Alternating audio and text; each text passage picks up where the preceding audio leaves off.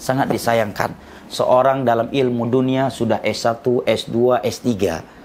Bahkan dia sudah mendapatkan gelar profesor. Tetapi untuk baca Al-Quran dia nol besar. Demi Allah, ini kerugian dan kehinaan dari Allah. Kita harus segera memperbaikinya. Masya Allah, sebagian orang fasih bahasa Inggris, menguasai bahasa Inggris, fasih bahasa Jerman, fasih bahasa Mandarin, fasih bahasa Prancis. Tapi baca Al-Quran terbatah-batah. Bacaannya untuk Al-Quran seperti kambing yang berjalan di atas batu, berkesulitan. Bukan karena lidahnya yang cacat. Ya, tetapi karena dia tidak belajar. Karena dia tidak pernah memberikan waktunya untuk Al-Quran. Betapa banyak hari ini kaum muslimin jamaah. Untuk bahasa Inggris, bahasa Prancis, bahasa Jerman, bahasa Mandarin. Dia buat les. Ya, dia panggil guru. Ya. Privat bahasa-bahasa asing untuk anaknya, untuk dirinya. Walaupun dengan gaji yang besar. Begitu belajar Iqra, belajar Al-Quran. Gratis pun dia nggak mau. Sehingga betapa banyak hari ini muslim. Title-nya udah S3 dalam urusan dunia. Obat, ratusan nama obat dia bisa hafal.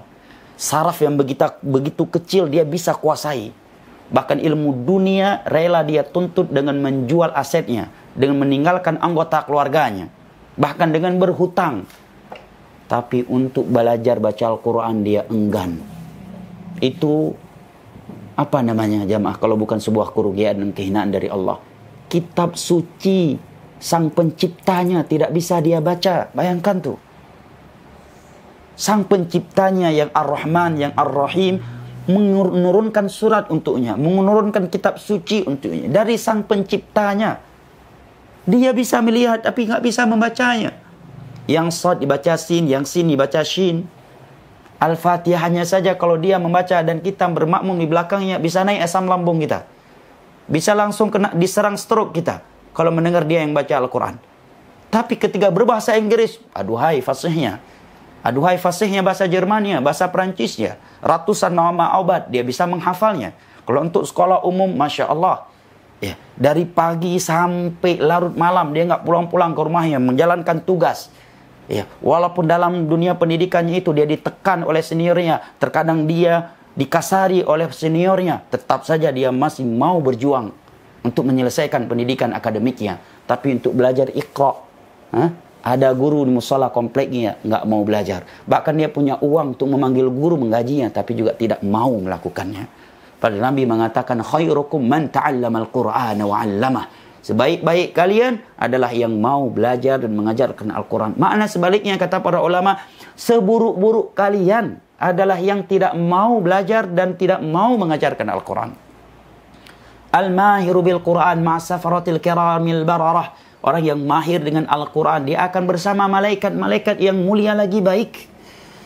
Apabila di bulan Ramadan yang merupakan bulannya Al-Quran, bulan yang telah dibuka seluruh pintu syurga, telah ditutup seluruh pintu neraka, dan seluruh syaitan telah diikat oleh Allah, kita juga belum bisa dekat dengan Al-Quran. Maka kapan lagi jamaah? Ya, Imam Syafi'i setiap Ramadan mengkhatamkan Al-Quran 60 kali. Nah, sebagian ulama salaf setiap Ramadan mengkhatamkan Al-Quran 30 kali. Sebagian mereka ya setiap 3 hari. Nah, Uthman bin Affan pernah mengkhatamkan Al-Quran dalam satu salat di depan Ka'bah. Imam Al-Bukhari setiap hari khatam Al-Quran di bulan Ramadan.